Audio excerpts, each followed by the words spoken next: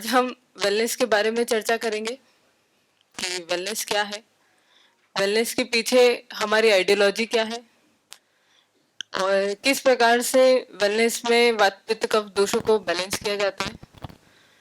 तो वात पित्त कफ दोषों को बैलेंस करने के लिए सबसे पहले ये समझना जरूरी है वात पित्त कफ दोष क्या होते हैं, उनका एक सूक्ष्म परिचय मैं आपको दूंगी और उसके बाद में हम शोधन चिकित्सा पे चर्चा करेंगे, पंचकर्म की चिकित्सा पे चर्चा करेंगे। तो वेलनेस से आप लोग क्या समझते हैं? वेलनेस मतलब समन्वित चिकित्सा उपचार, पतंजलि वेलनेस। हमने कई तरह की पैथी सुनी है चिकित्सा करने के लिए, एलोपैथी, आयुर्वेद, नेचुरोपैथी, होम्योपैथी। प्राकृतिक चिकित्सा और आयुर्वेद की चिकित्सा का समन्वय, जो इंटीग्रेशन है, वो इंटीग्रेटेड थेरेपी कहलाता है। उसी में पतंजलि वेलनेस में उसी इंटीग्रेटेड थेरेपी के बेसिस पे चिकित्सा उपचार दिया जाता है। तो सबसे पहले ये समझे प्राकृतिक चिकित्सा क्या होती है और आयुर्वेद क्या होता है।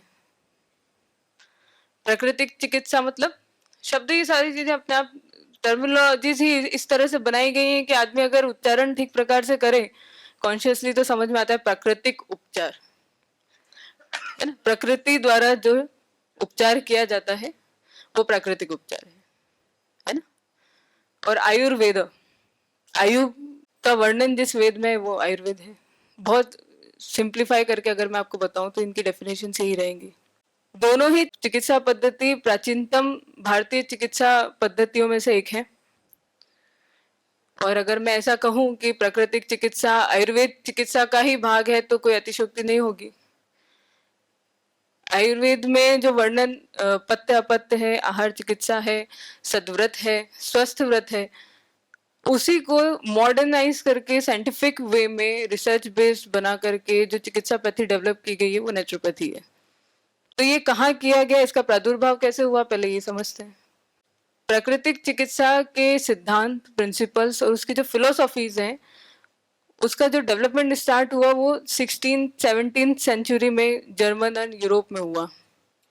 वहां पर लोगों ने उस समय में self care, diet, nutrition, exercises, इस तरह के शब्दों को स्वीकार करना शुरू किया और एक नई चिकित्सा पैथी को उन्होंने स्वरूप दिया, नेचुरोपैथी। और 21वीं सदी में वही उपचार पद्धति जो है ज्यादा समृद्ध होकर के एक प्रॉपर साइंटिफिक वे में डेवलप होकर के नेचुरोपैथी के रूप में हमारे सामने आई। मूल रूप से तो ये भारतीय चिकित्सा पद्धति है, पर देखिए ये हमारी कमी है हर जगह, हर विषय में हम कह सकते हैं ये कि हम हमेशा अपनी संस्कृति और अपने मूल्यों को छोड़ देते हैं और अन्य देश विदेशी लोग उसको पकड़ लेते हैं, उसको जकड़ लेते हैं और थोड़ा सा उसका स्वरूप बदल करके उसे अपना बता देते हैं। मिट्टी चिकित्सा, जल चिकित्सा, ये हम बचपन से करते हुए आए हैं और हमारे आगे की जो पीढ़ियां रही हैं, जो हमारे बाप दादा रहे, उन्होंने भी आप देखेंगे पुराने जमाने में चलन था ही नहीं साबुन का, लोग मिट्टी से ही नहाते थे, गांव में महिलाएं मिट्टी से ही बाल धोती थी। तो ये तो हमने छोड़ा ना, हम पश्चिमी सभ्यता की तरफ मुड़े तो हमने छोड़ा उसको, जो हमारा जो वैज्ञानिक जीवनचर्या, जो वैज्ञानिक दिनचर्या हम पहले से फॉलो करते आ रहे थे, उसको जब हमने छोड़ा तो फिर अन्य देशों ने उसको साइंटिफिक स्वरूप दे करके बोल दिया भाई ये तो नेचुरोपैथी की चिकित्सा है। रोगी के सर्वांगीण विकास हेतु आवश्यक होता है कि रोग का जड़ से नाश किया जाए और इसी सिद्धांत पे ये दोनों चिकित्सा पैथी काम करती है। तो आयुर्वेद क्या होता है? दो शब्दों से बना है, आयुर और वेद, है ना। तो जिस शास्त्र में, जिस वेद में आयु के बारे में बताया गया है, आयु का वर्णन किया गया है, वो आयुर्वेद होता है। अथर्ववेद हमारा जो एक वेद है उसका उपांग है ये आयुर्वेद। आयुर्वेद के बारे में जब चिकित्सा का प्रयोजन बताया गया तो दो कारण बताए गए कि चिकित्सा के दो प्रयोजन है, स्वस्थस्य स्वास्थ्य रक्षणम, आतुरस्य विकार प्रशमनम च। मतलब दो फिलोसॉफी है ट्रीटमेंट के बारे में, स्वस्थ व्यक्ति के स्वास्थ्य की रक्षा करना है और रोगी के रोग निवारण हेतु उपचार करना है। आप देखिए ट्रीटमेंट वाइज अगर हम किसी और पैथी पे जाते हैं तो सबसे पहले डिसीज मैनेजमेंट की बात होती है। पर आयुर्वेद एक क्योंकि दर्शन शास्त्र है, और दर्शन शास्त्र में देखिए सबसे पहले बताया गया है कि दर्शन शास्त्र की दृष्टि कितनी व्यापक है, ये समझिए कि उन्होंने पूरी कम्युनिटी को कवर किया है। जब उन्होंने ट्रीटमेंट की बात करी तो उन्होंने पूरी कम्युनिटी को कवर किया है, और बहुत सूक्ष्म स्वरूप में उसको कहा है, स्वस्थ से स्वास्थ्य रक्षणम आतुरस्य विकार प्रशमनम च। स्वस्थ व्यक्ति के स्वास्थ्य की रक्षा करना है, क्योंकि स्वस्थ व्यक्ति स्वस्थ बना रहेगा तभी तो हम आगे डेवलपमेंट देख सकते हैं। आप राष्ट्र का डेवलपमेंट तभी देख सकते हो, आप यूथ को यूज कर सकते हो, कब करोगे? जब स्वस्थ व्यक्ति स्वस्थ बना रहे। और आतुर, आतुर मतलब रोगी, आतुर से विकार, विकार मतलब रोग, प्रशमनम मतलब उसकी शांति करना। आतुर से विकार प्रशमनम च, उसके बाद आता है जो रोगी व्यक्ति है उसके रोग का निवारण करो। ये आयुर्वेद का प्रयोजन है। आयुर्वेद का इसकी स्थापना क्यों की गई, आयुर्वेद को क्यों बतलाया, आचार्य ऋषि मुनि ने आयुर्वेद को क्यों लिखा? दो कारणों से लिखा, ताकि समाज में जो स्वस्थ व्यक्ति है वो स्वस्थ बना रहे। उपचार करना मतलब क्या, वेलनेस मतलब या समन्वित चिकित्सा उपचार जो है वो क्या केवल उपचार करने के लिए ही है क्या, केवल रोग मात्र को ठीक करने के लिए? नहीं। वेलनेस की आइडियोलॉजी है कि जो स्वस्थ व्यक्ति है वो स्वस्थ बना रहे। जब हम अनियमित दिनचर्या, अनियमित आहार विहार का नियमित सेवन करते हैं, आप रोजमर्रा की जिंदगी में आहार विहार में जब ध्यान नहीं रखते हैं, शरीर में दोष अनुसार जब हम भोजन नहीं करते हैं, समय अनुसार भोजन नहीं करते, ऋतु अनुसार भोजन नहीं करते हैं, तो उससे जो टॉक्सिन्स या फ्री रेडिकल्स बॉडी में जो डिपॉजिट होते हैं उसको भी डिटॉक्स करना जरूरी होता है टाइमली। इसलिए स्वस्थ व्यक्ति के स्वास्थ्य की रक्षा। और फिर आतुरस्य विकार प्रशमनम च। तो ये जो दो प्रयोजन है, इन दो प्रयोजन की पूर्ति हेतु तीन बातें कही गई हैं। कैसे होगी इन दो प्रयोजन की पूर्ति? तो सबसे पहले आता है निदान परिवर्जन। निदान मतलब समझते हैं, कारण, कारक, रोग कारक तत्व, निदान। जिन कारणों से रोग उत्पन्न होता है शरीर में उसको निदान कहते हैं। तो निदान, निदानस्य परिवर्जन, निदान का परिवर्जन करना। जितने भी रोग कारक तत्व हैं या रोग उत्पन्न करने के कारण है उनको सबसे पहले हटा दो, ताकि जो जो भी पैथोलॉजी बॉडी में डेवलप हुई है वो सबसे पहले हट जाए, फर्दर वो डेवलप ना हो। फिर जो नाश हो चुका उसको हम ठीक करेंगे, और फर्दर जो है नाश में सत्यानाश नहीं हो, ये ध्यान रखना है सबसे पहले। ठीक है, तो निदान परिवर्जन इसलिए सबसे पहले बताया गया। तो निदान परिवर्जन है जो रोग कारक तत्व है। अब इसमें क्या क्या आता है, क्या समझते, किन कारणों से व्याधि उत्पन्न होती होगी शरीर में?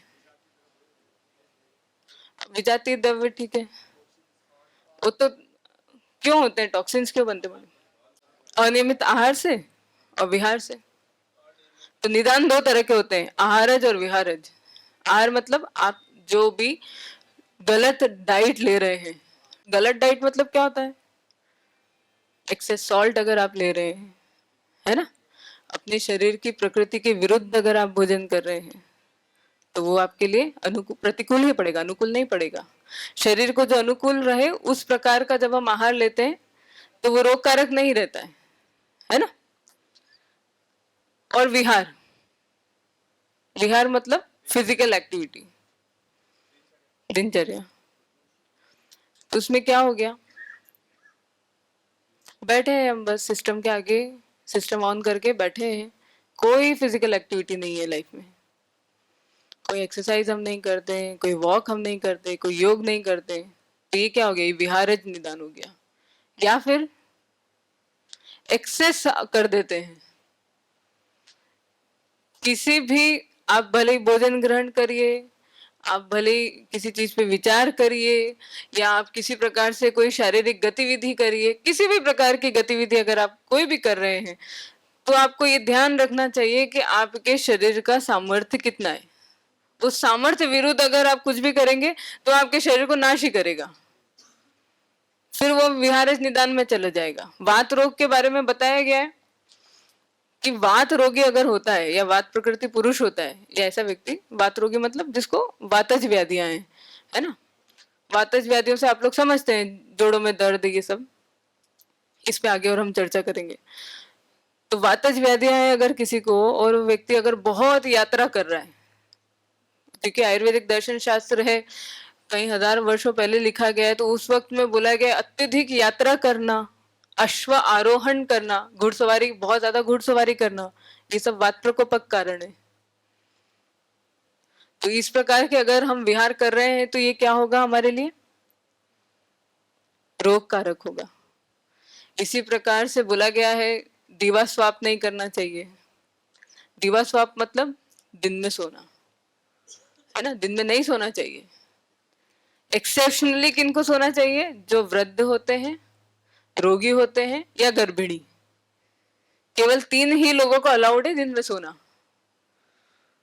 जो वृद्ध होते हैं, रोगी होते हैं, गर्भिणी, गर्भिणी मतलब प्रेग्नेंट लेडी, ये 3 लोग ही केवल दिन में सो सकते हैं। बाकी दीवा स्वाप करना, दिन में सोना निषेध है आयुर्वेद में, पर सब सोते हैं।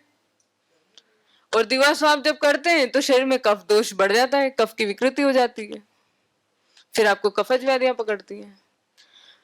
ऋतु अनुसार देखा जाए तो 6 ऋतु में से केवल एक ही ऋतु में कहा गया है दिवा स्वाप करने को, ग्रीष्म ऋतु में। अगर आप ग्रीष्म ऋतु की दिनचर्या देखेंगे तो उसमें लिखा गया है आपको दिन में सोना चाहिए। इसके अलावा किसी भी ऋतु में आपको दिवा स्वाप नहीं करना चाहिए। ठंड में तो बिल्कुल नहीं सोना चाहिए, वसंत ऋतु में बिल्कुल नहीं सोना चाहिए दिन में। वसंत ऋतु तो है ही कफ बढ़ाने वाली, आप अगर दिन में सोएंगे तो आपको कफ कारक रोग होंगे, ठीक है ना। तो ये आहारज, ये मैंने आपको उदाहरण प्रस्तुत करे कि इस प्रकार से ये विहारज निदान है कि केवल इस दिन में सोना है तो बहुत छोटी सी एक्टिविटी है। रात्रि जागरण करना, रात में जागना, बहुत लंबी यात्राएं करना, शरीर की क्षमता से अधिक, सामर्थ्य से अधिक श्रम करना, ये सब विहारज होते हैं। इसी प्रकार से आहार में फास्ट फूड खाना, प्रोसेस फूड खाना, पैक्ड फूड खाना, आजकल चल गया ना बहुत चलन, फ्रोजन वेजिटेबल्स का, फ्रोजन फूड का ट्रेंड आ रहा है। यूएस वगैरह में तो काफी है, वहां के पेशेंट्स आते हैं, उनको मैक्सिमम सबको कब्ज की दिक्कत होती है। तो क्यों होती है कब्ज की दिक्कत, वो एक, मैंने पूछा एक पेशेंट, वो तो इंडियन थी, उनको मैंने पूछा आपको इतना कॉन्स्टिपेशन है, डाइट फॉलो करनी पड़ेगी आपको, फास्टिंग भी करना पड़ेगा। डॉक्टर साहब I follow so much healthy diet, still I get constipation. कैसे हो जाता है फिर ये, डाइट में आप कुछ गलती कर रहे हो कहीं ना कहीं, तभी ये हो रहा है। तो बोले वो मैं क्या करती हूँ कि मैं आटा लगा लेती हूँ और पराठे बना के रख लेती हूँ 1 हफ्ते के।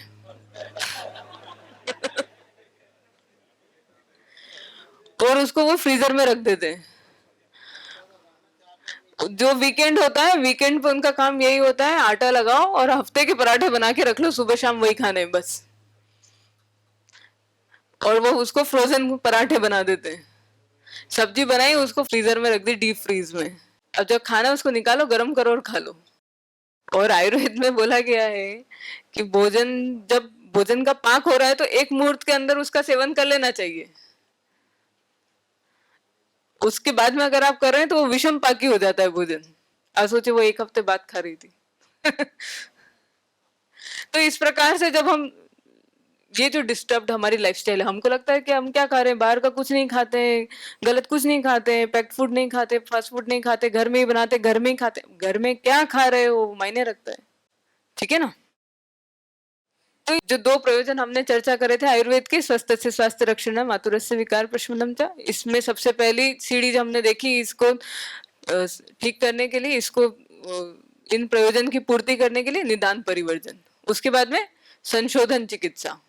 शोधन मतलब साफ करना, है ना। तो जो डिटॉक्सिफिकेशन प्रोसीजर्स है या शरीर को शुद्धिकरण करने वाले प्रोसीजर है, या और सिंपल शब्दों में कहूँ तो शरीर से मल की निर्हरण करने की जो प्रक्रिया है, जो चिकित्सा है, वो संशोधन चिकित्सा होती है।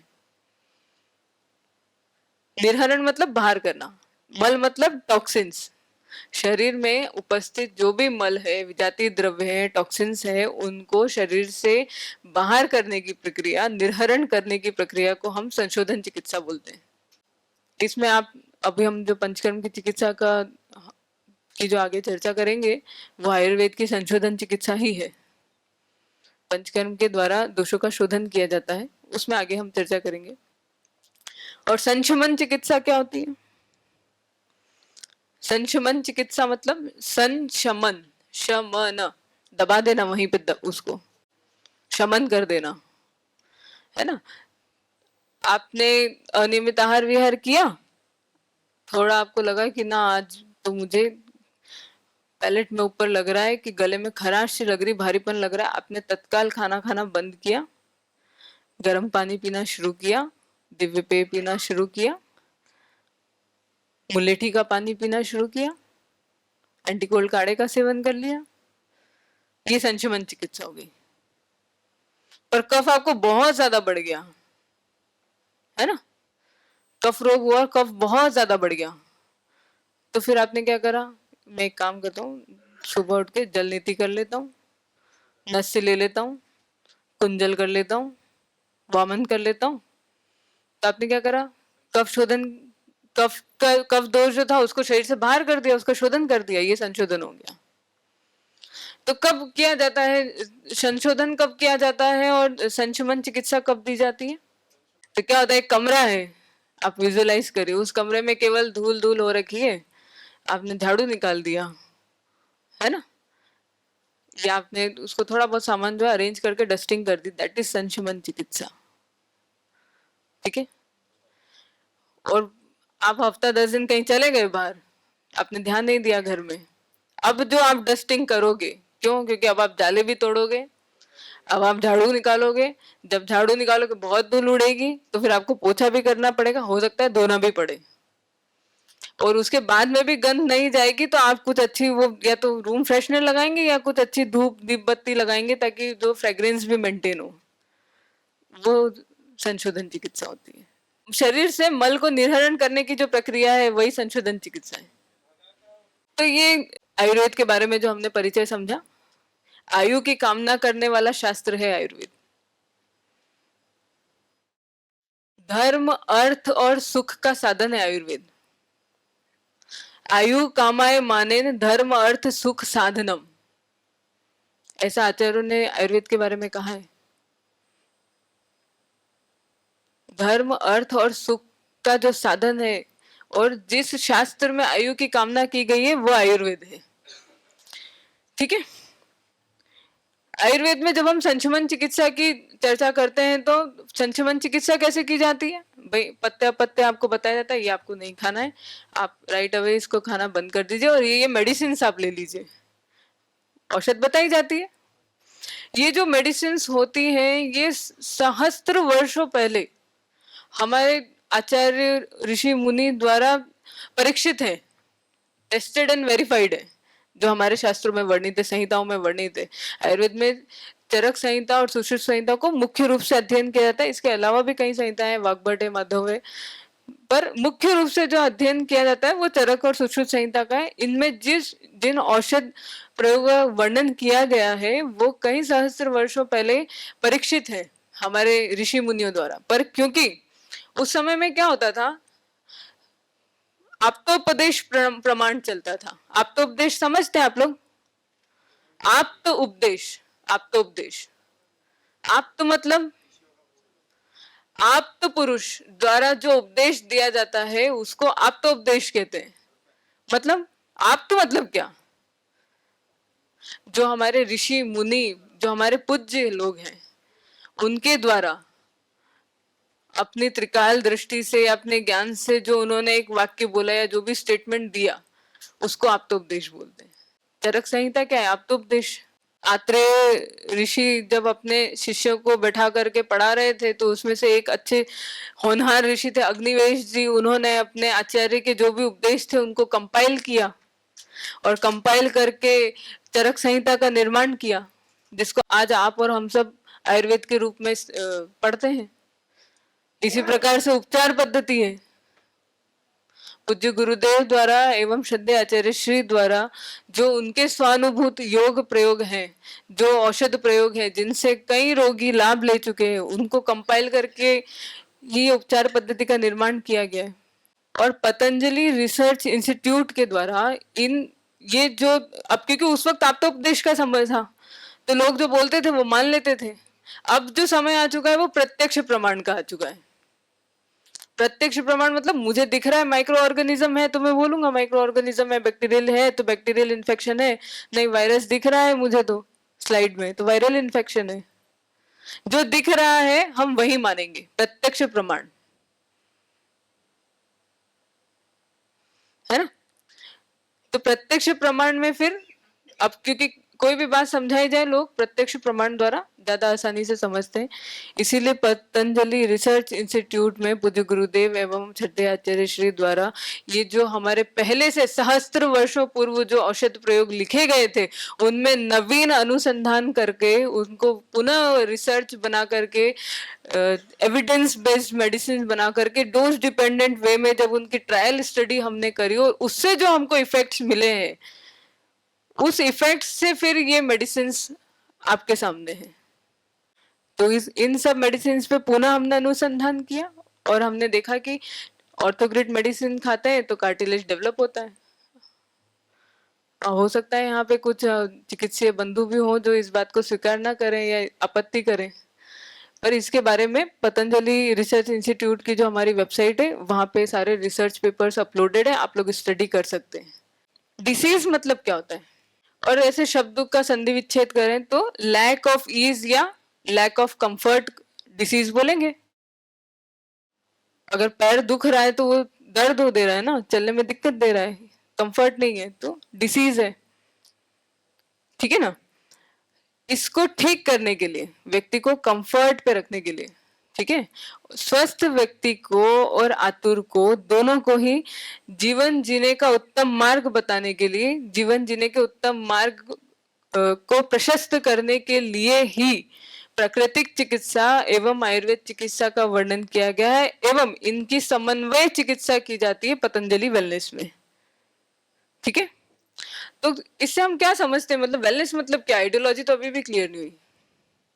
वेलनेस हम क्यों आए, वेलनेस से हम क्या समझते हैं। वेलनेस मतलब स्वास्थ्य बना रहना चाहिए, है ना।